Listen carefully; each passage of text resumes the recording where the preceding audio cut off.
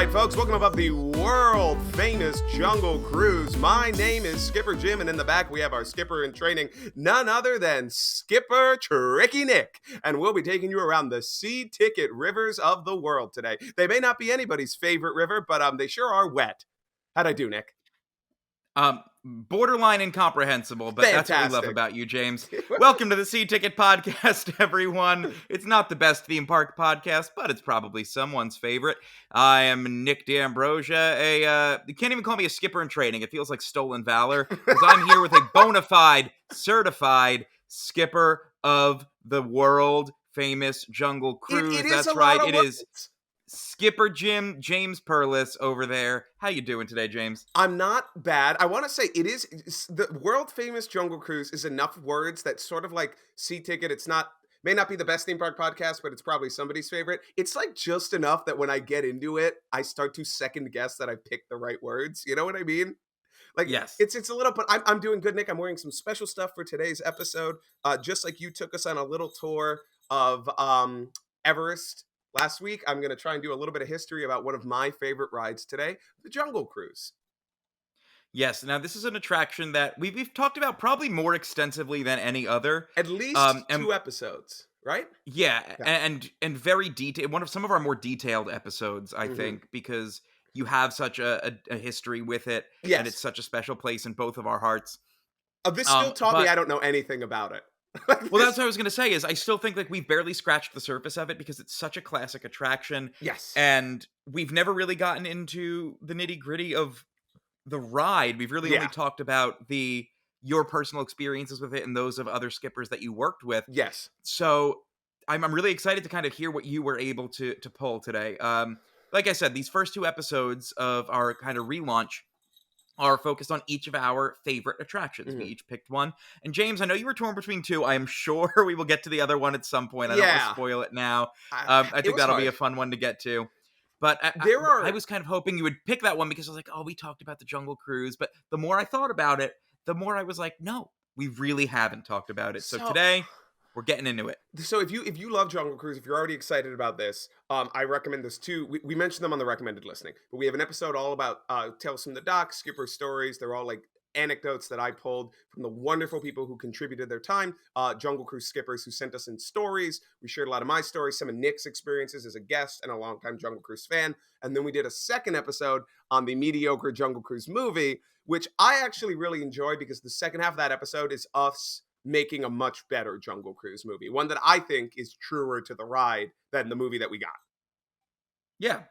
I have a couple things about the movie to get to today once you get into your stuff, but we'll get there. I don't want to get ahead of ourselves. Before we get in, for those of you watching on video, Nick, what do you have on today? What are you wearing? Today, we're doing outfit of the day. Describe what you're wearing to me. This is a shirt that used to belong to my dad that is now a sleep shirt I use because I was looking for, I have our merch, our Jungle Cruise merch. Yeah, me too. That we sell. Couldn't find it. I cannot find it.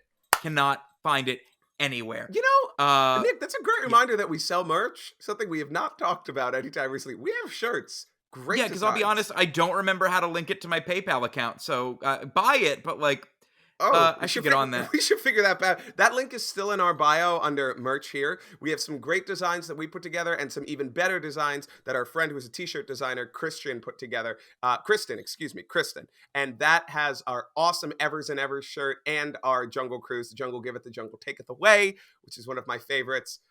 Please check them out. And some shirts that are just as relevant as ever. Our "Fuck You, Ron DeSantis" line. I wear my more like Ron DeSuckus one to the gym very often. I wore it to Six Flags that day with you. Thank you to everyone who voted if we should send him a shirt. Now that he lost his campaign bid. I don't think he's ever going to answer our DM. I'm going to take a quick look to see if he ever did, but I don't think we're ever going to get that response from Little Ron. Can we get blocked by Ron DeSantis? And what is the line between being blocked and being put on a list? I have sent him, it says that we're still waiting for him to accept our chat invitation, Nick, which I think means he has not looked at our messages, which are mostly just bullying him. Thank you, Nick, for pointing out that we were left on red. That is very fair. So, Nick, I want to show you, I'm wearing some fan-made replicas of the excellent This is from Trader Sam's, the bar, which you can see has a bunch of little fun Jungle Cruise imagery, Tiki Room imagery, Leagues Under the Sea imagery. And this is a fan replica of the Jingle Cruise Skipper denim hat. There's a little jingle bell attached to it, which is what you've heard jingling. A prized possession of mine. Truly comes out every Christmas. I actually have a lot of stuff in that room, Nick, that would have made for good set decoration because I have a diver's helmet, a shitty globe of the earth, a weird little golden hammer. Very like nonsense explorers library. I also have some that I couldn't find a place to put them in frame, so I'm just going to hold it for a second. Yeah, you and I both have that. Yeah. The Jungle Cruise Funko Pop. And I think we both have this as well. The Jungle Cruise mug that I think I bought for both of us on clearance. I should have grabbed box lunch. You did. I should have grabbed that. I'm drinking out of my Haunted Mansion one by coincidence. Another great ride. I don't like the feel of it's like a tin mug, so I use it to hold keys in it. Let's go through here. This is my old car key. Okay. With a little craft that I made at the camp I worked at. Okay. A key to a theater I don't work at anymore, and I don't know what this one's for. You're like the Phantom. You just get in. Extra storage key. Torture and I soprano. genuinely have no clue what this is. Okay. Nick, we have a lot to get to today, so as much as I'd love to review all of your keys, real quick, before we get into the delightful... It's a key party over here. It's a key party over here. We were talking about making Patreon exclusive events, Nick. The key ticket happens once a year, like in Whoville. All right, so here's the thing. I took most of this research. We're going to be talking a lot today about Disneyland's Jungle Cruise, which was a lot of learning for me because I've only skippered. Hey, James, are you forgetting something? No, hold on. I know what we're going to talk about. Disneyland's Jungle Cruise, because I worked at the Walt Disney one. I don't have much on Hong Kong or Tokyo, just because those deserve their own episode. And I also did not get into, Nick, what is the acronym? The League of... Explore the Society of Explorers and Adventurers. Because that I'm not kidding. I even having that had that explained to me, I still barely understand the lore. They have some like Kingdom Hearts 5 Nights at Freddy's level of lore that is almost incoherent. So that has to be its own episode too. So this is mostly going to be about the creation of the Disneyland Jungle Cruise. But before we get into that, there is somebody else who spends a significant amount of time in the jungle. Good segue. I should never have doubted you. That's right, everybody. It's time to throw it over to Craven's Corner. Stop making the noises. I put the noises in. It's time for Craven's Corner. You're gonna need some orders if you take him off, cause here's the gist. There's only one way off his list. Craven. All right, James, why don't you take it away? What do we have on Craven's Corner this week? And I want you guys to see, for those of you watching on video, you can tell that we don't phone in Craven's Corner, because we really do Google the news in front of you to see if there's any news. And Nick, we finally have a new article. You ready for it? Tell me. As cinematic universes stumble, Sony leans into standalone superhero stories with Madam Web and Kraven the Hunter. Nick, I don't know if this is true, but I heard that this year we are getting one new Marvel film. It will be Deadpool 3, but we are getting 3 Sonyverse films, including Madam Web, Kraven the Hunter, and Venom 3, a thing that absolutely nobody asked. You know what? Nobody asked for any of these. What is incredible to me is like, whatever time dilation happens around the Venom franchise, like, I saw both Venom movies in theaters. So did I. When I saw Venom 2, it literally felt like a month prior I was seeing Venom 1, and it feels like 2 weeks ago that I saw Venom 2 in theaters. It sucks you into 2005. Like it puts you back in time. The first Venom movie came out in 2018. That was 6 years ago. I could have if you asked me gun to my head, I would have told you that movie came out in 2022.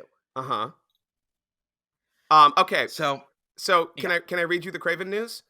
Please do. All right. I thought that was it, but No. I'm going to read you a few quotes. Kraven the Hunter follows in August, after, of course, Madam Web, which is going to make a $1 million. Kraven the Hunter follows in August. The gangster film is directed by J.C. Chandor, who has earned auteur cred for crime films like blah, blah, blah, blah, blah. Who cares? At last year's CinemaCon, Kraven star Aaron Taylor Johnson took the stage to bellow. Nick, the word is bellow. Fuck yeah! It'll be rated R. The trailer promises a bloody macho romp. Potential cause for celebration after some grumbling about Venom's PG-13.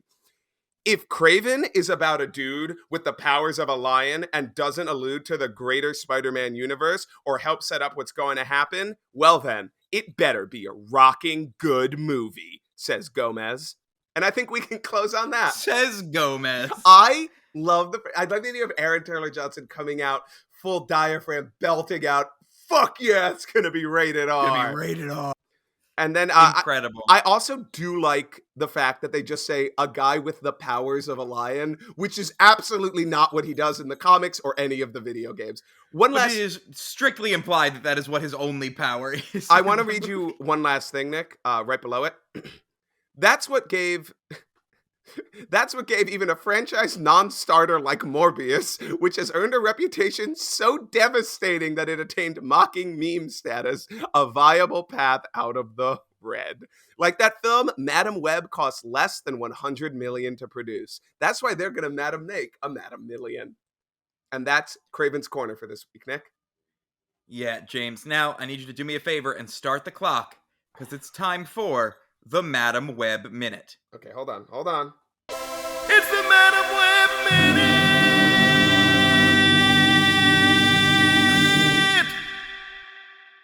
And then you get your Sydney Sweeney second, and it's literally a second. All right, 1 minute on the clock, go.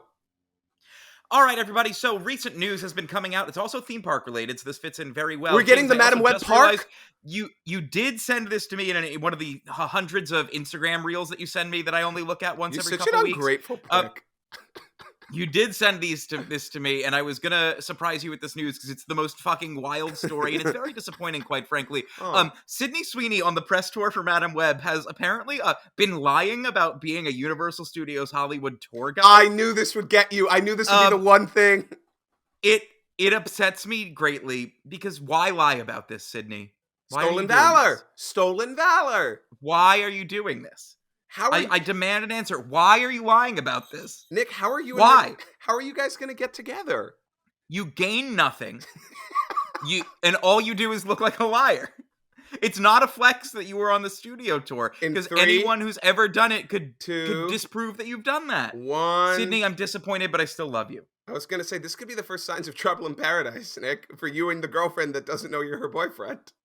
We'll work through it. Big news for the guy who can't wait to talk to Sydney Sweeney. We will be seeing Madam Web. There will be a Madam Web episode.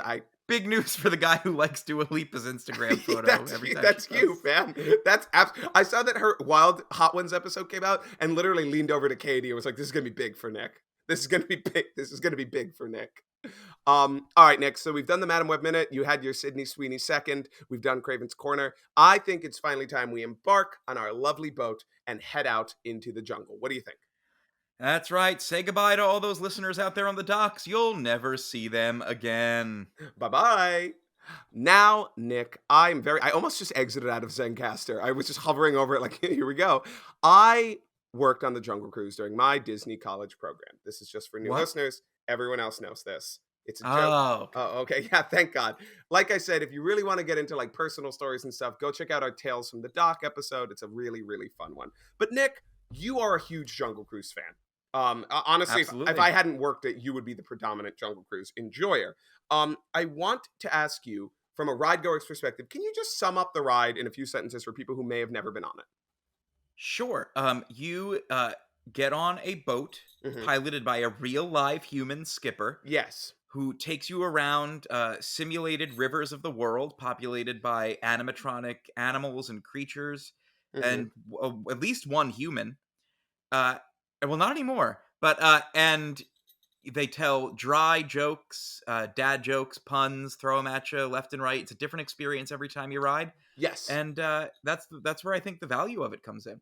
So that is big, and that's actually a thing we're really going to talk about later, because you highlighted something that was a huge point for Walt Disney a few months after its creation, the sort of new experience that you can get from it. Now, here's the thing with the Jungle Cruise. It is polarizing in a way, not where it's like super controversial, although there is some stuff we'll talk about there that's a little problematic. The Jungle Cruise is a polarizing ride because people either seem to love it or hate it. I don't know anybody who's like yeah, I'll tolerate the Jungle Cruise, because it really depends on if the style of humor that you're getting is your thing. Like, if you go into Disney with no previous knowledge, you might expect the Jungle Cruise to be an actual animal ride or something that has like the theming of Pirates of the Caribbean. Jungle Cruise has gone through a lot of evolution, and where it's at now is kind of what Nick highlighted. It's kitschy. It can be played straight, but you rarely ever see it anymore. It's usually somebody joking about either the condition of the ride or more likely the in fiction situation that's going on. One thing I wrote here: the jankiness of the ride, literally, and the jankiness of the Jungle Navigation Company, the fictional company that you are taking a tour with, is often played for laughs. And to me, the funniest part of it will always be the in fiction jokes. I recently, and we'll talk about this later, I recently rediscovered how absolutely genuinely laugh out loud funny the Q audio is. Like, I think I had blocked it out because I heard it for 10 hours a day for 5 months, but I had it on in our living room and I was genuinely laughing out loud, which a lot of like Disney jokes don't make me do. They'll make me chuckle and be like, that's cute. The Jungle Cruise still has almost an edge to some of its humor, like a little bit of bite that you don't see anymore. It's like the Sinbad of Q audio. Really just gets you. Yeah, Sinbad is in the It's comedian. like Andrew Dice Clay. It's the Andrew Dice the Clay. Dice Man. The Dice Man. Yeah, sorry, I should have used a comedian that isn't also a famous fictional adventurer. Yeah, Wait, was Sinbad real? I shouldn't call him fictional. No, Sindbad, Legend of Sindbad. I don't think the character of Sinbad is real. I think the comedian Sinbad exists. Star of Jingle All the Way. Jingle All the Way, and a Great Sunny episode where he like doesn't actually exist. Remember, he's not real in that episode, which adds a layer of confusion to this. Anyway, the Jungle Cruise is a funny, silly little ride where you get on a bad boat and you take a bad tour from a bad stand-up comedian with bad animatronic animals. That is kind of the gist that it's at now. But, Nick, I don't know. Here's the thing. I know you know so much about Disney that you probably know a lot of these things. But did you know it had no intention of actually starting that way? Yes. So what was it originally meant to be? Can you tell us a little bit? I actually just rewatched last night and today in preparation for this, the Behind the Attraction episode. Fantastic. So now I have absolutely nothing I can teach you for the next hour. Great. Keep going. And I mean, this was also something I had known before, but that Walt's original intention, kind of based on his true life adventure documentary series that was just raking him in Oscars like they were candy. Let me just cross out the entire paragraph that I was going to talk about. That's awesome. Great. Yep. And he wanted to do a ride for Adventureland that was kind of like a tour of the world. And he initially wanted to use live animals. Mm-hmm. Yes. Before realizing that, like, kind of what the Imagineers later realized with Animal Kingdom, which is that you really needed to kind of finagle a way to make them visible, because most animals like to just lie around and not be seen all day. Yes, I believe what they told him was they are either going to hide or be asleep. So Walt's original intention was to bring live animals to the Jungle Cruise, and we did eventually get that, Nick, in a different ride, of course, right? Yes, in the Kilimanjaro Safari at Animal Kingdom. Yes, and there is still much camaraderie between Kilimanjaro Safari and Skippers. You actually sometimes see, what was that? Oh, my! I have to plug in my laptop. I don't think so, pal. You see a lot of that camaraderie, because that's actually a ride two people will transfer between every once in a while. Not often. Once you go, you stay. But I have seen Skippers go there and Kilimanjaro Safari rides come here, because there is a certain amount of talking. Obviously, in Kilimanjaro Safari, you're a little bit more involved in what's going on because you are, operating a moving vehicle. Can I use this to tell a quick anecdote about my recent trip? Please do. This is a great segue, and I didn't know if it would come up on the pod, but I need your opinion on this, and listeners, I would like your opinion as well. I'm just going to pull up my notes because I want to make sure I'm telling this story accurately. So I was at Animal Kingdom on the first day of my trip, and I went on the safari because it was a walk-on in the morning, and I didn't feel like waiting an hour for anything else at that point. Okay. And I'm in the front row right behind the driver, which is usually a good seat, but I'm actually sandwiched between two other groups. It was one woman on my left who was by herself, and then a couple on my right, which I don't mind. I've been on the safari before. It's nice that they would get to have the side views. It's fine. I was just there to like kind of kill some time, see some animals, hear the driver talk. But the woman next to me kept asking questions to the driver. Okay. Like what? Frequently. Like about the animals and like about like what was happening around us. And then at one point fully took out her phone and answered a phone call. Okay. Which, like, I think we can be in agreement, like, that pretty rough etiquette. Yeah, no, that's rude. That's a Wouldn't little go rude. about that.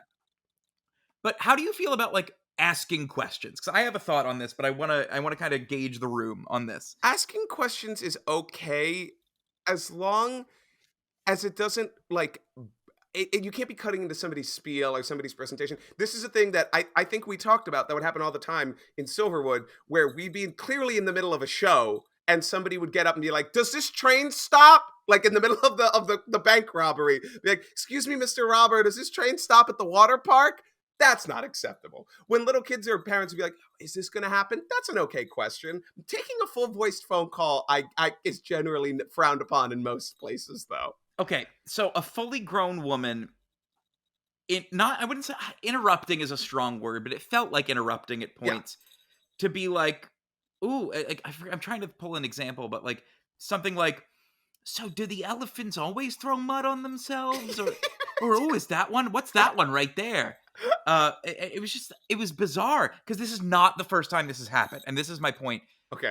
I've been very lucky and been put in the front row, probably because I'm a single rider the last couple times I went on it. Uh-huh. And every time there's people like just asking questions of the driver. And I had never experienced this until recently. So maybe I'm just in the wrong on this. And but it just, because here's the problem. The driver has a microphone. Yeah. They can't answer. The person they can't asking answer questions your does not. Yeah. The person driving does not. But the driver was answering the questions, and I could hear the questions because I'm sitting right next to this woman. But if you're sitting in the back row, all you're hearing is the driver going, and if you look on your right there's no copy. You know, they're actually more closely related to a giraffe than a zebra. And then you hear silence, and then you hear that's an answer to a question that you didn't hear. This would happen all the time when we started the train show in Silverwood, where people were still getting used to the mics we had to pull away. You'd hear like, "I'm gonna take that money." What? Oh yeah, no, don't worry. There's about 30 minutes left in the ride, and you're like, "No, take the mic off, take the mic off, take the mic off." Like, yeah, it's don't put somebody in that position where they have to compromise the show. Like once is okay, but then don't do it again. That's what I would say. Yeah, I'm like, it's like, but why do you? It wasn't important. Well, maybe she really clearly you don't care enough about this ride to actually pay attention because you're answering a fucking phone call. Excuse me, what do the elephants throw mud on themselves all the time? I don't know. Okay, that was just an interesting thing to me, and that I thought that was a good segue from what you were talking about there in that moment. It's balance. People who have to respect that there is a show going on.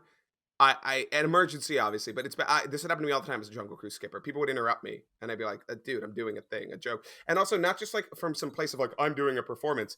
This isn't just for you, right? Like this is for an entire group. Of people. That is, I think, why it bothered me. Taking the time to be like, what "Yes, got sir, to me the most. The python is fake." Then everyone else is losing a moment of their show.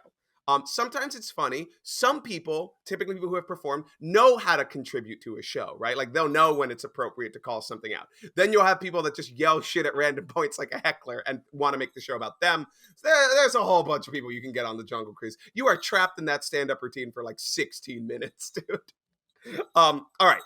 So Nick, I'm going to read some of my notes here and then I'm going to pull up a clip. I sent you a link. I'm actually just going to send you a direct link to the video that I want you to watch. And I want you to start at 4 minutes and 10 seconds, but I'll tell you when. So give me 1 sec. So that should open up Yesterworld, the history and evolution of the Jungle Cruise. It's a great ride. I mean, it's a great movie, 20 minutes long. Check it out. A lot of great research on there, a lot of great color footage. So Nick, just take yourself to 4:10 and then pause it. The Jungle Cruise ride is based off two things. Nick mentioned this. Walt's True Life Adventure series, which was a collection of short and full long length nature documentaries. This one is specifically full long length. Love that. Long length. This one is based on something called The African Lion, which actually won a bunch of awards. They're very, very well received, which you kind of hinted at before.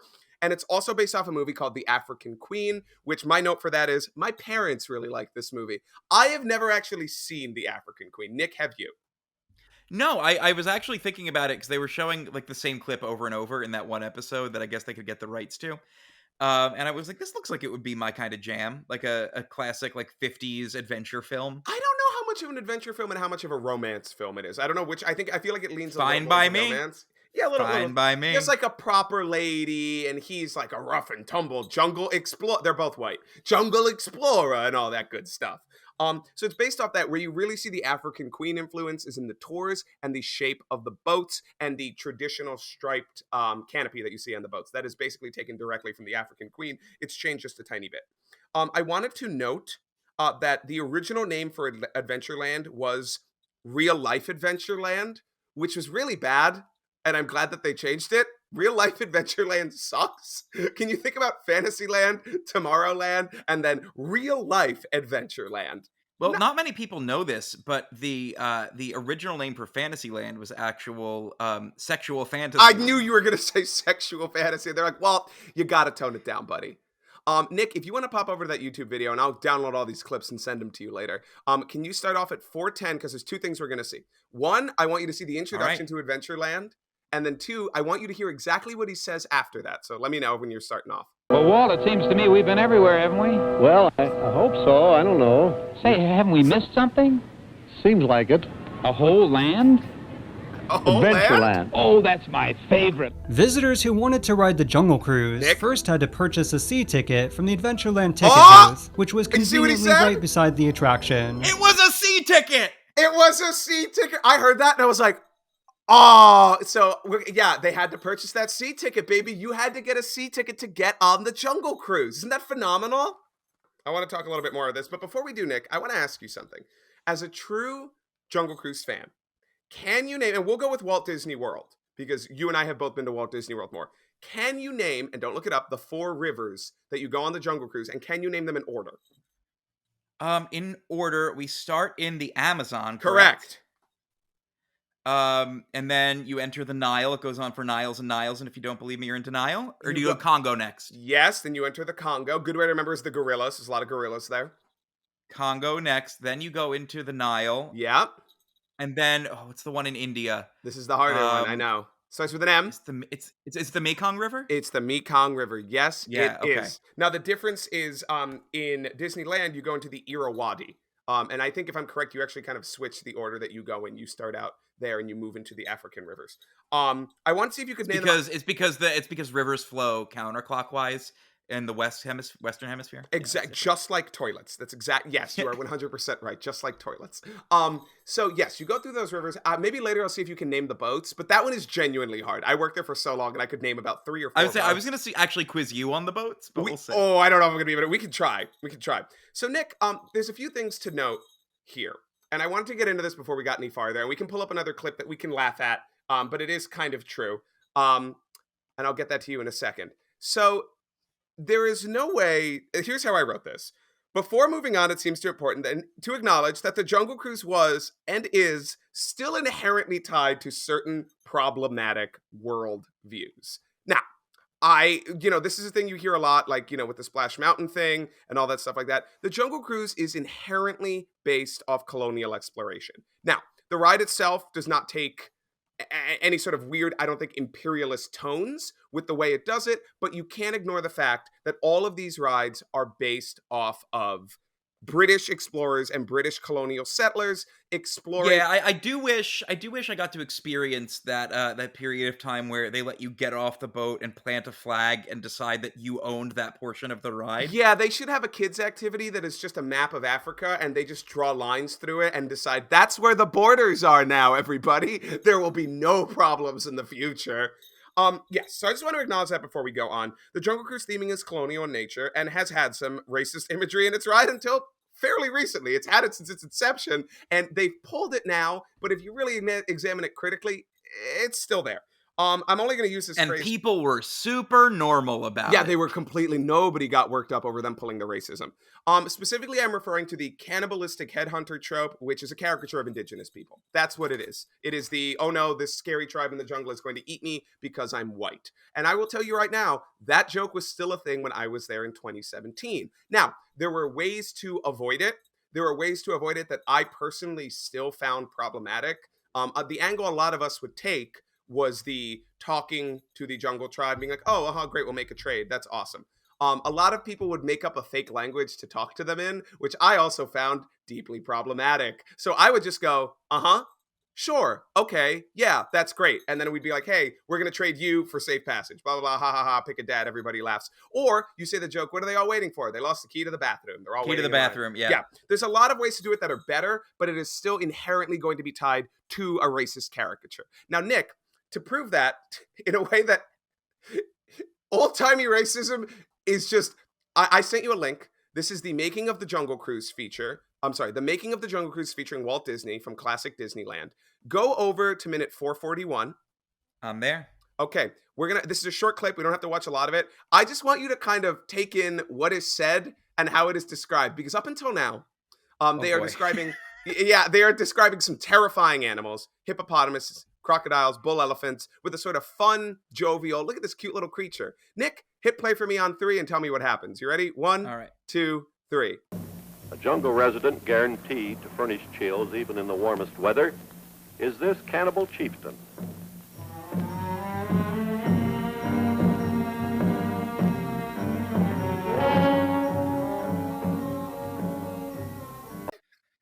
Yeah. At least he gives him the rank of chieftain. They He changed the respects his music. rank. They changed the music to this ominous. All right, we can pause. So Nick, will we be putting these clips in? Should I talk about them or? I'll throw them in. Yeah, go ahead. So Yep. that is kind of the attitude where there's another scene. I don't know if I have it. I'll see if I can find it for you later. There's a scene where that almost makes me sadder, where you realize that a gentleman, a black guy, had to come in and they show him making the molds for these guys, which is even worse because you're like, they just asked some guy from California who's like probably an actor to come here. Hey, we just need to take a body mold for you, and then turned him into the most racist possible caricature they could. So if you were one of those people that was really sad that they got rid of the indigenous tribe from the Jungle Cruise, maybe reevaluate your priorities. I don't know why that made you so upset. It's always been racist.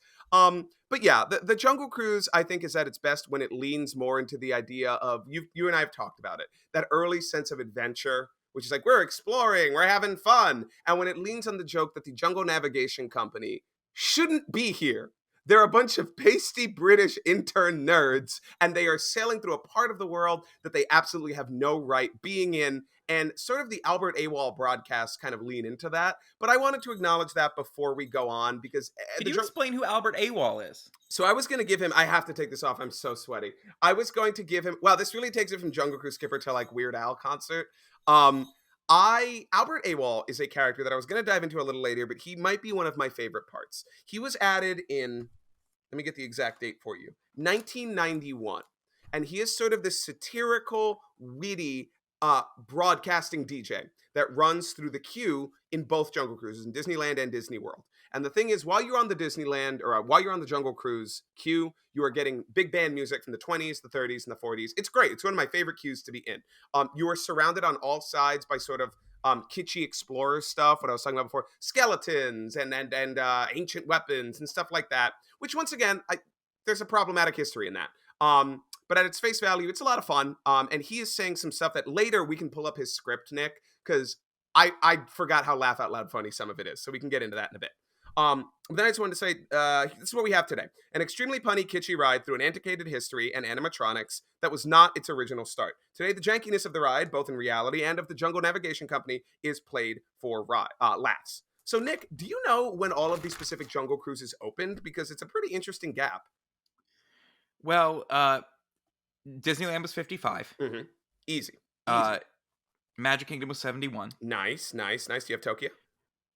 Tokyo would have opened with the resort, probably, I'm going to say 83. Dude, that is awesome. Then it technically closed and reopened again. Can you tell me when it reopened? I have no idea. 2014. It closed for a solid chunk of time. It had some like heavy duty refurbishments. I'm not sure when it closed, but then it reopened in 14. And then what about Hong Kong? Again, I'm assuming with the park, which was 05, I believe. Yeah, dude, damn, you got these really. You are a font of knowledge. You truly are. That's the problem with doing research for these episodes is I know you already know all of this, which makes it kind of hard. But okay. So back in 1955, Walt originally wanted live animals on the ride, like we talked about, and he was quickly talked out of it. But there was no lack of live plants. Now, this is a really interesting thing I wanted to talk about. So, can't do animals. Best we can do is plants. Best we can do is plants. Give you green, baby. Now, this is genuinely interesting. The Botanical Marvel is thanks to Bill Evans. Who, Nick, have you heard of Bill Evans? I have. I saw clips of Bill Evans today. Have you heard Bill Evans speak recently? No, I haven't. Why? What is that like? I'm assuming it was just because at this point he was a very, very old man by the time they Uh-huh. were getting cameras on him to talk about the ride. Uh-huh. But it was I don't know. It was one of those like the mouth doesn't really open when you talk. So Oh, yeah, he's got old man mouth. Like you could tell he's an old-timey design guy just by the way he speaks. Yes, 100%. So Bill Evans was an interesting man. He did all of the botanical work for Disneyland and a huge chunk of Walt Disney World. So it is very well noted that Walt came up to him and was like, "Hey, man, you have to make a jungle here." And he was like, "Oh, okay." And do I have a lot of money? And he's like, "Not particularly." No, you don't really have that much money, but I very much need you to make a jungle. So he had some like go-to moves that he would use that I thought was really cool. He imported many genuine tropical plants, but was well known for his trick of planting local orange trees upside down. So vines would grow on the roots and make it look like some sort of foreign, mysterious jungle plant. Now, what's interesting, and this is a testament to Disney's work with this type of thing. How many oranges they got underground now? Jeez. And what are they worth? Could have phoned this shit in, probably. Tourists were not going to be like, that's not a genuine plant from Myanmar, but they did bring in a lot. Over 5 acres of land had to be cleared. And Nick, have you heard about this thing? I'm sure you'll say yes, about how its placement in the park had to be switched originally. No. Oh, there you go. So 5 acres had to be cleared because the ride's original eastern placement was swapped for a western one because the orange grove that was originally the farm that they had bought to make Disneyland just randomly had a giant patch of eucalyptus trees on the western side. And they're like, fuck it. We've already got eucalyptus trees on that side. Move everything. Move Adventureland over there. Move this ride over there. Those are perfect. So it was Why don't we take the Jungle Cruise and push it somewhere else? Yes. So it is fascinating to hear about how much work this guy had. There's a fun little clip. Well, did you also read about how he would go from literally door to door and buy people's exotic looking plants in Southern California? No, please tell me about this. This is what he would do, and it's kind of like the guys they would do in Nepal when they were doing Everest. They would just, like go to people's houses and be like, "We need your plants. I'm making a ride." Listen, pal, you got that? Is that a Venus flytrap over there? I need you to give me that. Nick, what would you say your favorite plant on the Jungle Cruise is? That one, and that one, and that one. And what are those? They're my favorite plants. Oh, fantastic! Around Christmas they get a lot of poinsettias. That's a seta. That's a set of them over there. That's it. Yeah, this joke works better when there's actual plants in front of us, I have to say. Nick, and an audience that doesn't know the joke is coming. Well, listen, hey, you never know. We're gonna jump back real quick to that Yesterworld, the history and evolution of Jungle Cruise. I'll drop you that link again. Sure. And you're gonna jump over to 253. I've got all these timestamps written out for you. We're gonna see just a little bit of the work that went into making the plants. It's actually really interesting. Once again, this is Yesterworld Entertainment. Great video. Nick, you got it up? Meanwhile, over at the Disneyland property, love his over 5 helicopter, by acres the of way. land were cleared to make way for the opening day attraction. But the riverboat cruise now had the official name of the Jungle Cruise, and True Life Adventureland was Yeah, they shortened to shortened it. simply Adventureland. And while the topic of vegetation isn't usually the most exciting, it's the reason the attraction was relocated from the east side of the Disney fascinating. park to the west. You see, prior to Disney I love purchasing him the in his land from the cowboy outfit. Dominguez family in 1953, it was a 160-acre orange grove, and on the west side of the property was a large section of eucalyptus trees. Look The at park's Bill Evans. landscape artist Bill Evans What a man. decided to take advantage of this, as it was going to He looks be like he'd hard be enough played by creating Walton a Goggins. realistic jungle from the ground up, so the attraction was moved. The Jungle Cruise also involved the planting of a wide variety of plants from 6 different continents, as the goal was to make visitors truly believe they were actually in the jungle. All right, we can pause right there. We'll get into the animatronics. So one thing that I remember learning right when I started on the Jungle Cruise, and they would tell you this for safety reasons. They'd be like, none of these animals are real. The jungle is. Like, that is how they would put it. It's not big, right? It's not huge. There's little paths to it. But like, if you have to get off this boat for any reason, this is a real jungle. It's not a set. Like, you have to be careful where you step, where you walk. There will be bugs. There will be animals that have gotten in there. And it's funny because I remember, as dumb as this sounds, because, right, you're in Walt Disney World, sometimes when I would get an empty boat at night and I would just be going through by myself, because you have to keep things moving, right? Like, you can't stop the flow of boat traffic just because nobody is getting on your boat. It does feel like a jungle. It's fucking dark. And it also gets very cold at night in the Jungle Cruise comparatively to everything else because of the plants, because of the trapped humidity, because of the water. I remember it turned into November, December, it dropped to like 60, and suddenly I was fucking freezing because I was so used to sweating my butt off every single day in that khaki outfit. Now, to jump back to the placement of the ride for a minute, there's Yes. another story that gets told. And again, I don't know how much validity there is to it, but Mhm. it's fun to believe it's true, so I choose to believe it. Mhm. So you know how Walt has his apartment at Disneyland Uh-huh. above the firehouse on Main Street? Yes.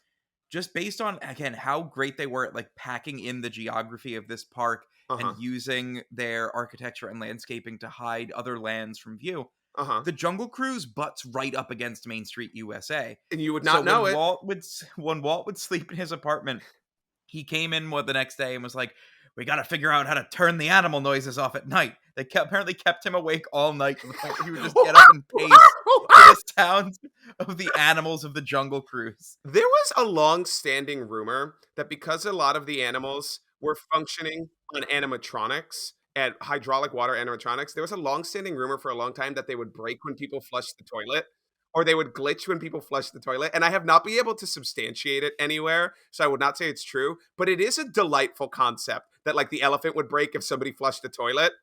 Yeah, like I'm taking a piss and then the elephant actually squirts the guests. So, Nick, real quick. The creation of the animatronic animals went on concurrently while the land was being reworked. And most design inspiration is credited to another famous Imagineer, Harper Goff. Harper Goff. I was hoping we get into my man Harper Goff. Harper Goff, but a lot of later additions were credited to Mark Davis, the guy who did Haunted Mansion and Pirates of the Caribbean. And Nick, Yeah, do you Mark Davis's Haunted Mansion drawings are the ones that were like the funnier ones. Like he Yes. came in. Mark Davis is like the fixer who makes things funnier. Yes. So he added a lot of later scenes into the Jungle Cruise. Nick, do you know which ones he added? I don't know the specific. He added like the guys getting run up the pole. Okay, yeah. So that's the one I wanted to talk about because the second you realize that's by the guy who did the Haunted Mansion stuff, you think about the portraits in the Haunted Mansion and how much the rhino one could have been one. The woman being over the tightrope before the crocodile gets her. Like all of the stuff, all the wacky stuff you see in the Haunted Mansion lines up. Like if you made those guys, I don't know, zombies, and you made the rhino some sort of devil with a pitchfork, that thing would be at home exactly in the Haunted Mansion. He's a sight gag guy. He came from Yes. an animation background. He worked on all those original features and some of those shorts. Mhm. And Walt brought him in to be like, okay, we need to get some fucking laughs out of this thing. It's an amusement park, and no one is amused. So that is really the thing that I wanted to mention real quick. This ride we talked about at the beginning, it was not played for laughs at the beginning. There's a little bit of controversy on this. Some people are like, no, it was always supposed to be funny. But a lot of the intention that it seems to be, and the way Walt talks about it in, if you've noticed the making of Jungle Cruise clips we are watching, the black and white ones, a lot of them are redone in color for that Yesterworld documentary. But I kind of like watching the weird black and white ones with Walt Disney narrating. It's interesting. But he talks about it in a more sincere tone, right? Like he's not like this is a serious thing, but they're like, oh, we're gonna go on a tour. This is gonna be nice. But we'll talk about it in a bit. There was a certain instance that made Walt realize that this park would never be finished, which I know you hear a lot, right? It was never going to be done. We're going to have to keep adding stuff. A lot of people attribute that to something he heard on the Jungle Cruise. But before we get to that, Nick, I want you to open up the making of the Jungle Cruise featuring Walt Disney again. That's the black and white one. Sure. I can drop you the link if that's easier. I got it. I'm on it. Okay, go to 2:30. Oh, Now, okay. this is a bit of a lot. We're going to watch about 45 seconds of this. The first part is because it is genuinely fascinating to hear him talk about the animatronics. The second part is because it is one of the longest, dumbest, most pointless jokes I've ever seen, and I think you'll enjoy it. All right, are you ready? As a sort of flowing theme to tie the whole realm together, we would have a network of tropical rivers. God, his office was so cool. Altogether, Yeah. Adventureland was Great an speaking ambitious voice, too. project, and we knew it. But eventually, as we untied the knots, See, it's and a bit solved more the of a riddle, sincere tone. It's not like a out of joke the yet. drawings came blueprints, and out of the blueprints, bulldozers. In Disneyland Park, the job of carving out the tropical waterways. He has of the such a world welcoming was way of fast speaking. underway. Whenever you try to duplicate nature, you have to work on a grand scale. And so before this job was over, we moved not tons, but whole mountains of earth. Then from the far corners of the world, we imported many varieties of plants and trees. most of them full-grown. Whole mountains of it. In studio workshops, meanwhile, artists and engineers were creating lifelike, life-size It's pretty crazy seeing them hoist a full tree. Here are the animatronics. I love that he calls Soon them they began to actors. make their entrances In the one by drama. one along the dry Okay, Nick, river this is bed. the part. Watch. However long you think this joke needs to go on, goes on longer. He's making his way over. Uh-oh, he saw you! Oh, okay, they're gonna pull off. They're gonna pull off now, right? Oh! Yeah, I thought that was cute. Their little rhino bit. But it's also funny seeing the economy. You can just let this run for a second, or you can pause it. It's up to you. It's funny seeing the economy that they use. They don't build any more than they have to, right? Half of these animals don't exist from the legs down, from the body down, you know? Yeah, it's like animatronics all the time do things like this where, hey, if the guest isn't going to see it, we're not building it. Like, if I don't know if you've ever seen this, where like sometimes on the Little Mermaid ride, King Triton's beard falls out of place, No. and his chest is just hollow underneath it. You build for what you need. And that's kind of a great segue, because the next thing I wanted to say was the murkiness of the water, which we all see, is used to hide the platforms. A lot of the platforms in animatronics used to animate the water-based creatures. So that's why you only see half a hippo. That thing just kind of has to travel forward and come back. The water is dyed, and this is something I saw on dying days. It is known to become like maroon. It's a very strange thing. I was there for it. You come in one day and the Jungle Cruise goes from this like murky green to like dark coffee, and it's very, very bizarre, and you can see it like leaving little marks. And I never got a straight answer. I was told that's because they're dyeing the water that day, but we could never figure out, how do they not have this down yet, or do they have to do it at that level? Some people think that it's an algae bloom, which is, it doesn't make any sense because of the way the water is controlled. But the water is dyed, and upon dying, it's going to become brown and maroon for several days. A lot of people know that Schweitzer Falls is used to kind of mix that. There's also, if you're really into plumbing, some pretty interesting notes about how it flows through to Frontierland, comes back around, and now they've significantly shortened the amount of pipes that had to be used. Now, and they use the Schweitzer Falls to kind of churn it when they dye it. Is like that's what's used as like the mixing point for did the you dye. not? I did just say that. I can't tell if you're doing a bit. And a lot of people don't know this, but they rerouted the piping. Oh shit, for real? Through Frontierland, so now they're saving pipes. Yeah, On I know God? all this stuff. On God? My note says Schweitzer Falls, named after the famous explorer Dr. Albert ... Falls. I don't know why I wrote the joke out for myself. Because it's a great joke. Another thing that they really did have to work on at that point was it was sort of called, at the beginning it was called an underwater monorail system, which is it's just, so for those of you that don't know, the Jungle Cruise boats are gas operated boats. They are the bare minimum of what a boat is, right? Like the engine power is not enough for real open water. But what you cannot do is steer them. They are attached by chains underwater to a monorail system that you control the forward and go. So it does take a little bit of time to learn, because obviously operating a boat's different from operating a land vehicle, right? There's a little bit of give when you try to stop. There's a little bit of pushback when you try to go. It's not that simple, but what you do not control is the steering. Which is why you will see such flagrant disregard for proper steering from your skippers. It's one of the best parts of riding the Jungle Cruise. Absolutely. Is the different levels. Some of them will ignore the steering wheel and never touch it. Mm-hmm. Some of them will, for every turn, give it like a full. Yeah, and it's just incredible to watch. It's great. I like, my favorite is steering with your butt. I've done it. Other people have done where you just like kind of hit it with the back of you and it goes. You're like, it's fine. We're doing fine. I don't think this is something that anyone was ever supposed to do, but I think it was actually in Disneyland once. They just like had a kid get up and just start steering during the thing while he was doing the thing. Hey, you want to drive? Okay, yeah, I'm distracted. You do it. So that was like one of those things that was frowned upon, but not a hard no, right? The real reason it was frowned upon was because then every kid wants to do it. Also, here's the hard part. Nobody's supposed to get up. So you are still asking. Yeah. So basically, I would only ever do it if it was their birthday or something, or if they were sitting right up front. So Nick, we've kind of talked about the ride. I don't need to get into the mechanics that much. I would love to get into the cues. Before we do, I kind of wanted to take a look at one last clip. We're still in the making of, so you don't have to change anything. I'd like you to go over to 5:16, and we're going to watch it until about 6 minutes. There's two things I'd like to highlight. One, there's something that I just think is really dumb and really funny. Maybe you won't think it's funny. You know what? Don't go to 5:16. Go to about 5:10. And then Okay. then we just have them working on one of the animatronics, which I purely think is interesting. But right around like 5:12, 5:13, there's something that I can't tell if it was a joke when they recorded it or not. I think it's very funny. So we're All gonna right. go in on 3, 2, 1. And sometimes even nature can be improved upon with an occasional splash of man-made color. Even nature can be improved upon with man-made color. All of this is in black and white. You're just watching a man flick a paintbrush at a tree, Oh. and nothing is being seen. No discernible difference is being noticed. So now they get to the crocodile. I love the affection they put in here. To a family group known as saurians, the crocodiles and alligators belong. And of course, they belong in Adventureland too. They belong in Adventureland too. This Disneyland dentist makes sure the croc's crockery will be sharp and shiny. The Disneyland dentist makes sure the Croc's crockery. You can see the affection they really did put into Carry these. the electrical power that will animate. And the electrical power thing is kind of interesting, Miles seeing and these miles wires of get run wire. through.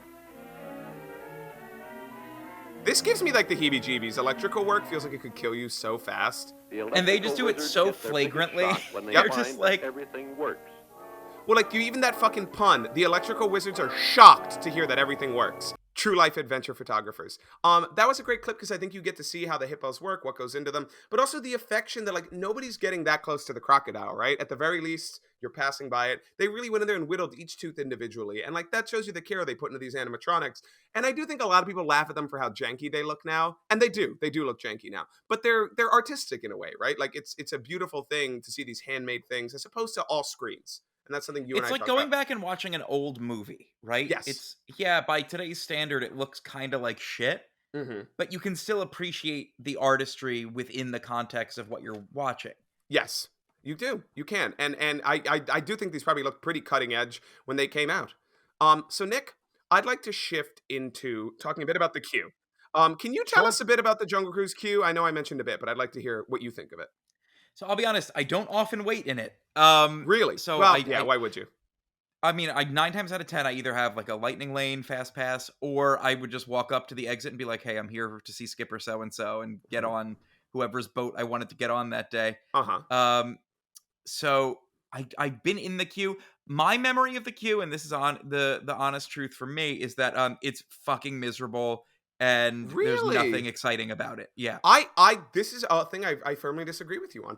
Now listen, I'll always take no queue over a queue. I think it's one of the most well decorated, most interesting ones, almost especially because of the radio broadcast. Yeah, I guess I never really paid much attention to it when I'm waiting in it, because my big memory of it is that big side room where it's just switchbacks and ceiling fans. Yeah, no, that part's ugly, and they had to build That that seems to be because- where the majority of time is spent, and this always has a long wait because it's got low throughput. Now, what that means is you're getting a good experience every time, Mhm. but it also means that you're, You're waiting, standing No. and waiting for a good Listen, chunk of time. The best queue in the world, I'd still rather not be on a queue, right? Like, there's no question about it. Both Walt Disney World's and Disneyland's Jungle Cruises are set in British colonial outposts staffed by the hapless Jungle Navigation Company. So for those of you that don't know, the Jungle Navigation Company, like I said, is a bunch of hapless British tour guides and merchants. They don't originally start as tour guides. Tour guiding is a thing they start doing because the rest of their job falls apart, right? Like there's the merchant thing isn't going great. They're basically stranded out here. That's the joke. So there is a little bit of a difference, though. The Walt Disney World Jungle Cruise Navigation Company is definitely stationed in the Amazon. We know that for a fact. They are in the Amazon. I tried to find out where the Disneyland Jungle Cruise Navigation Company is staffed, and all I could find is that it's probably somewhere in a British colony in India, because their river starts out differently. They're not on the Amazon. It's not noted. Like the Walt Disney one comes up immediately. They're on the Amazon. The Disneyland one is a little harder to tell.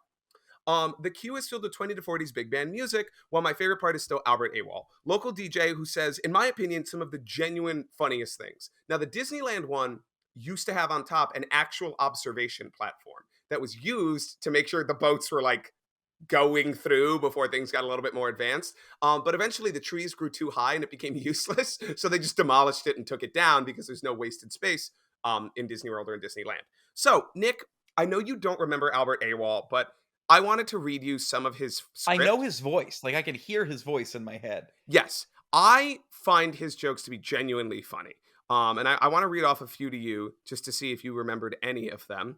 Sure. Due to local monsoons, a demonstration on how to waterproof your vessel has been rained out. In keeping with jungle tradition, all guests now waiting in line to board the Jungle Cruise boats are urged to raise their hands high above their head and imitate the sounds of their favorite jungle animal, which is fantastic because then a bunch of people just start screaming at each other, which is fantastic. The docking zone is for loading and unloading only. The loading zone is for docking purposes only. The unloading zone is for purposes unlike those of the loading and docking zones. That's good. That's really good. There are so many good ones where it's still willing to poke fun at itself, and it's also willing to make jokes that are not dark, but this is the one I was looking for. Recent reports of giant pythons have been greatly exaggerated. These reptiles cannot digest a child weighing over 60 pounds in a single bite. The largest child they can consume at any one time is said to be around 45 pounds, which is fantastic. Dunking on children, getting them to be like, oh no, a snake's going to eat me is great. I also... Well, this is also part of the reason I've probably blocked this cue out is because of the spider. Okay, so we can talk about the spider. There is a small spider in a cage, Nick, and what does it do? It moves a little bit, I think. I always ignore it, so I don't know. It is not very scary. It's a hydraulic spider that a button can be pressed by a skipper that makes it go, ah! And it's used to scare children and 29-year-old And men. me. Yeah, that get on the Jungle Cruise. I can't find the one I was looking for, Nick, but there was one more that I like that is like, we're happy to pass along messages of camaraderie from friendships. Skipper of the Irrawaddy Ernie says to the skipper of the Nelly of the Nile, if you can't drive, stay off the water. How sweet. Like shit like that is absolutely fantastic. And he will change for the Jungle Cruise. So Nick, I wanted to give you a little challenge. I would like you to make kind of your own little Jungle Cruise dockside message. If you were Albert Sure. AWOL for a day, what would you drop? Okay. I'd go, well, folks, as you know, it's a new generation out there experiencing the jungle for the very first time. Mhm. And when you get out there to see the backside of water, we ask you to please not refer to it as the waterfall's yacht. I hate it, but it's, you know what? It would be entirely keeping with the times. Attention skippers, there's no more rizzing up of fellow skippers on the water. All rizzing must take place at the dock or in certified Rizzler areas. I don't like that I had to say Riz so many times, Nick. That made me uncomfortable. I adore Albert AWOL. He's one of my favorite parts of this. Every once in a while, there's like another British guy who comes on that he's from like the BBC and he says far more proper things.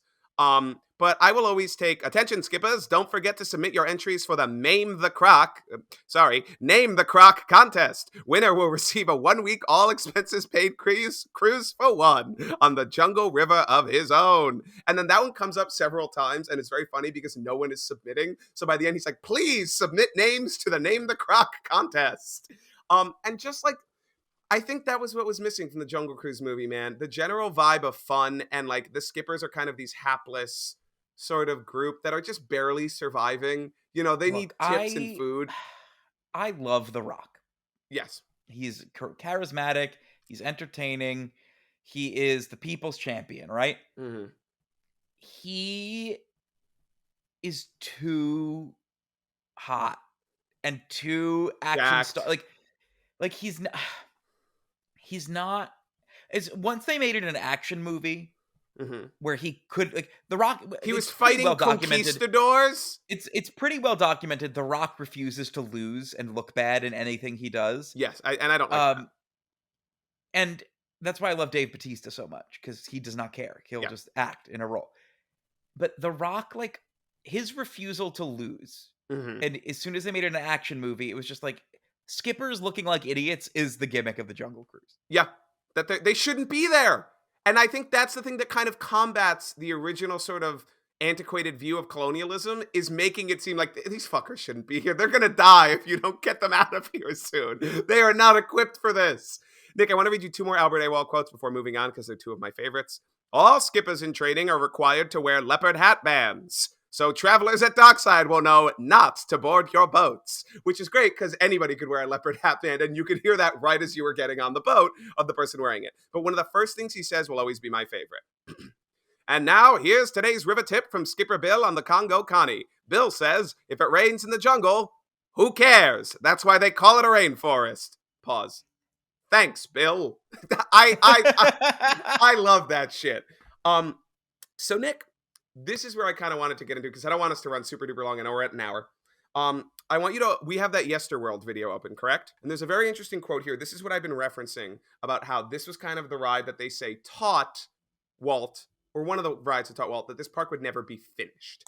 Is this going to be the story about how he heard a woman saying they didn't need to do the Jungle Cruise because they've been on it already? Yes. So we're going to play that because you are a soul-sucking demon of joy. And then I want to keep playing past that because there's a clip that I like purely.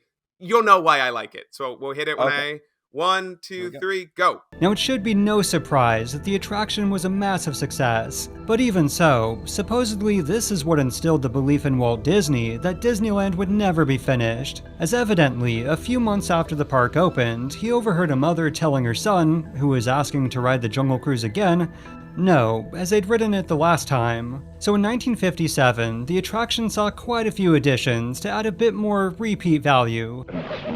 Look!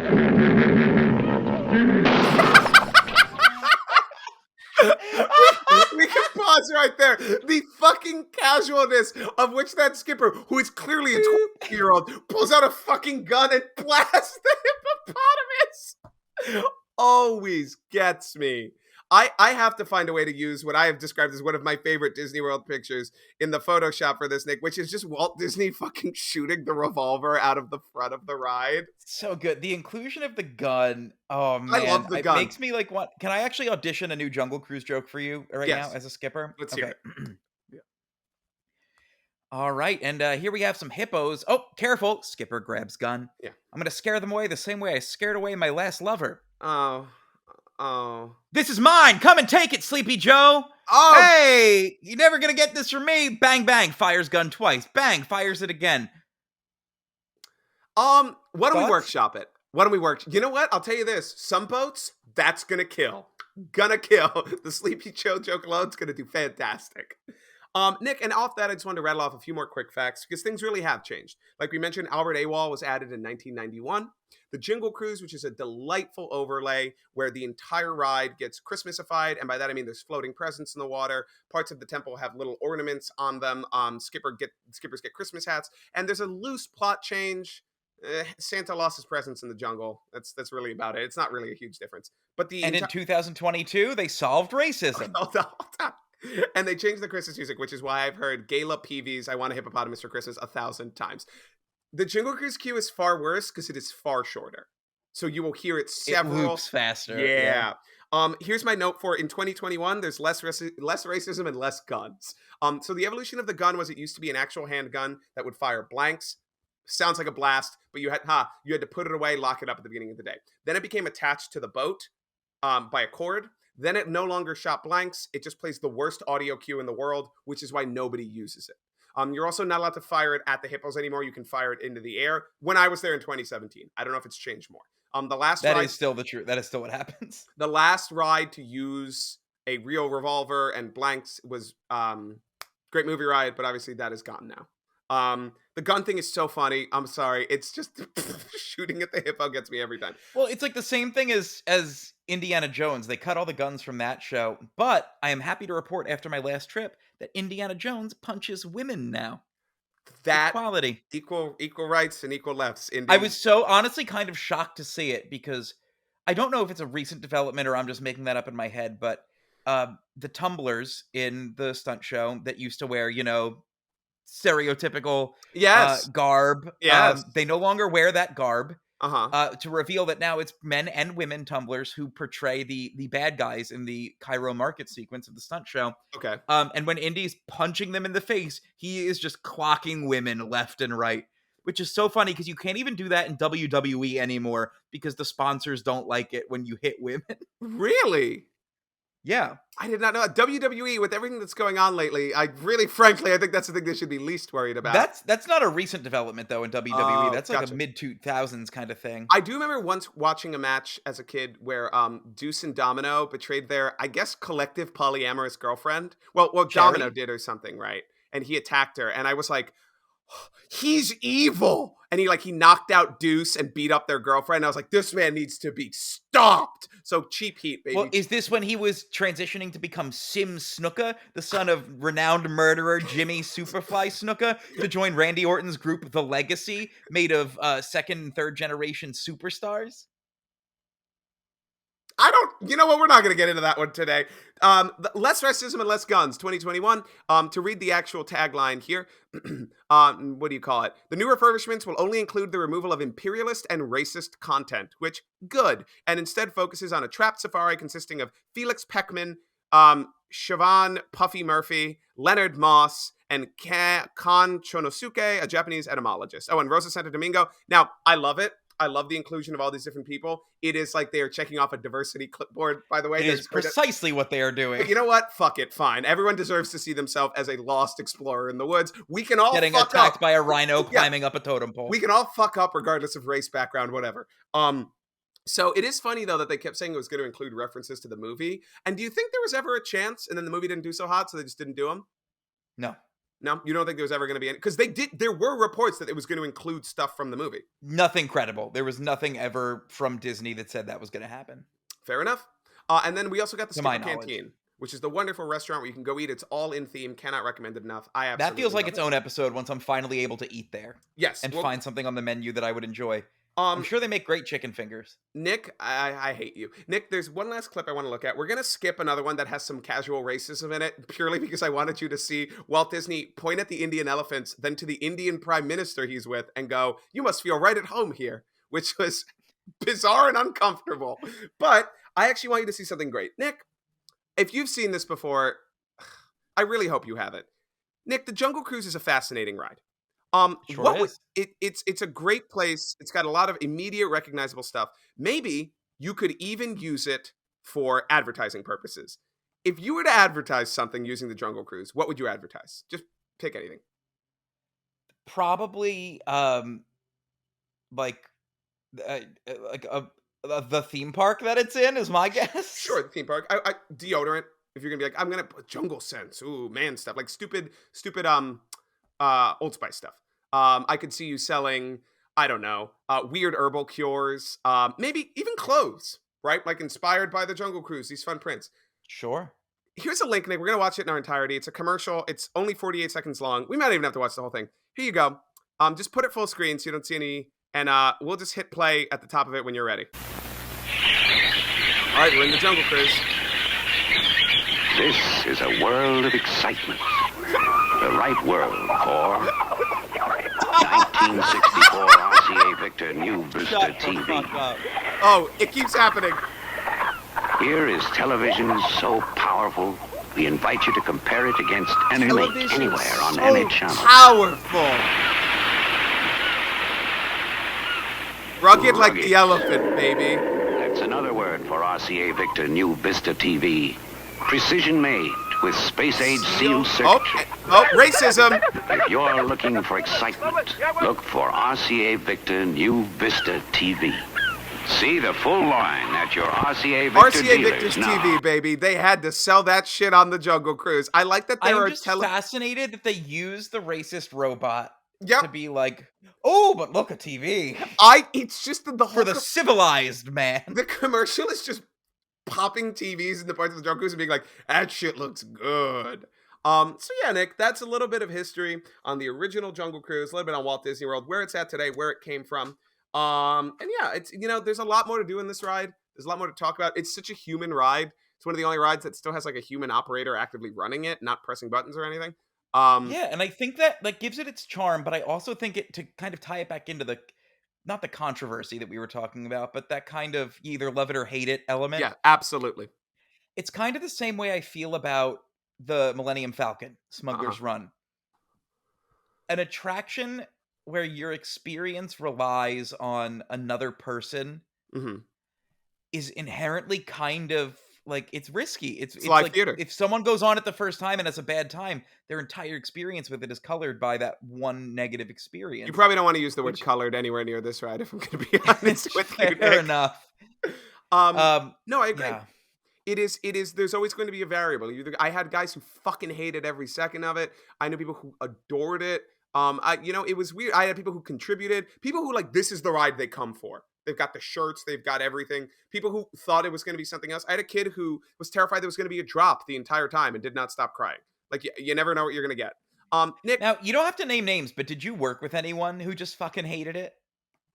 There was a few people that clearly didn't enjoy it. I think there's also people who like got trained on this ride and maybe this isn't the type of performance they should have been doing. But no, I don't think anybody truly hated it. We had very dry skippers, and that wasn't my thing. I don't think that kind of thing is very funny. My thing was being so over the top that I made myself look dumb. Like that was my goal was to create a skipper who thought he was a good skipper and wasn't. You know what I mean? But everybody played it differently. I think sincerity is infectious, right? So I think while deadpan humor can work, to me, I think it's a little too guarded sometimes. But, everyone takes it differently. I didn't have anybody who hated it. I had people who you could tell they'd rather be doing a more laid-back ride. And don't get me wrong, there were days where I was like, I'd rather not be interacting with this many fucking people. You know what I mean? It's hard. Especially because you're not treated like a performer. You're treated like a ride operator, so you're doing the line, you're running the queue, and then you're loading the boat, and then you're running it. And that can be a lot on you. But like I've always said, there's a parabola. You're really good at the beginning, you lose your energy, and then if you work too hard and you start to get a little demented, then it gets fun again. That's why the nighttime cruises were the best, because you'd be dropping shit. Nick, for our closing exercise, I'm going to give you the name of the river the boat is. Right? I'm not going to make you guess every single boat name on your own. James, I was about to do the exact same game with you, so good. This is all right. great. How do we do this? You tell me. No. I want to be tested here. Test my knowledge. Okay. So how about I give you the river? You try to give me the full name. Sure. We will do Walt Disney World. There are 15 vehicles. Now, that is more than Disneyland, but I figure you've been on it more. Absolutely. And here's the thing. Half of these don't fucking work. So don't. Half of them are never out. So don't beat yourself up too much. All right, but there's some you should get. The Amazon. Annie. Perfect. The Bomacandi. Pass. Oh, come on. Pass. I'll come back to it. The Congo. Connie. Nice. The Ganges. Gertie? Yes! This is an easy one coming up. The Irrawaddy. An easy one? I think this is an easy one, maybe because I saw it all the time. Irrawaddy. Pass. Okay. All right. Hold on. I'm trying to open this up. The Mangala. Pass. The Nile. Nelly. This is the only one that I will tell you it does not have an alliteration. The Orinoco. Starts with a K, right? Nope. Oh. Short. 3 letters. Ike. Ida. The Rutshuru. What? Say that again? Rutshuru. Rhonda? Ruby. The Sankuru. Sally? Red Dead Redemption. Think Red Dead Redemption. Dutch? It's just Sadie. This one I don't even know. Who the fuck is that in Red Dead Redemption? Sadie's one of the women from the first Red Dead Redemption game. Oh, the first one. Oh, okay. Sorry. The Senegal. Sal. Yeah, you got it. You had it, Sal. I'll give you credit. I don't know how to pronounce the name of this rivers, and I'm very sorry. See, because boats should be named after women. So. Ucayali. I don't know. Pass. Yummy. Liquor. Lolly. The Volta. Vicky. Val. I don't like what you're doing. Wamba. Winnie. Wanda. The Zambezi. This one's easy. Come on. Dun, dun, dun, dun, dun, dun. Stop it. Zelda. Yeah. And there was a retired one, Nick, if you can get it. It's a name that is close to both of us. The Quango. If only one of us had a hot wife that was named. God. Andrew? Yeah, the Quango Kate. There's also a Yeah. fantastic thing right next to the Wikipedia article that just says the Sankuru Sadie is one of 2 boats in the Magic Kingdom's fleet to ever have sunk, which is just it sounds When like you're talking about sinking boats, 2 out of 15 is 1 out of 7.5, and I don't like those odds. I also like the fact that it's referenced like you might see a memorial in the fucking Navy. It's one of the only 2 in the fleet to have ever been sunk. Dun, dun, dun, dun. Anyway, Nick, that's a bit about the Jungle Cruise. We're not going to go through all of the Jungle Cruise names. James, I want to play a quick game with you as well Okay. before we hop off. All right. I'm gonna name. I want to bring this back to its roots, America. Right. Okay. Yeah. I'm gonna name some rivers in America, and I want you to come up with a boat name for them. Okay. Do they have to be female gendered names typically? The Jungle Cruise didn't, so you don't have to. They did. They're all girls' names. Sal? Sally. Nah, it should be Sally. Okay. All right. What do you want? All right, I'm gonna name some rivers for you. Okay, ready? Yeah. Colorado River. Colorado Connie. Connie exists. You cannot use it. Colorado Kate, but with a C. Fine. Colorado. Congela. What? Yeah. All right. Keep going. The Mississippi River. Mississippi Mal. Okay. Mallory. The Mississippi Yukon Mallory. River. What was it? Sorry. The Yukon River. Yukon Yelda.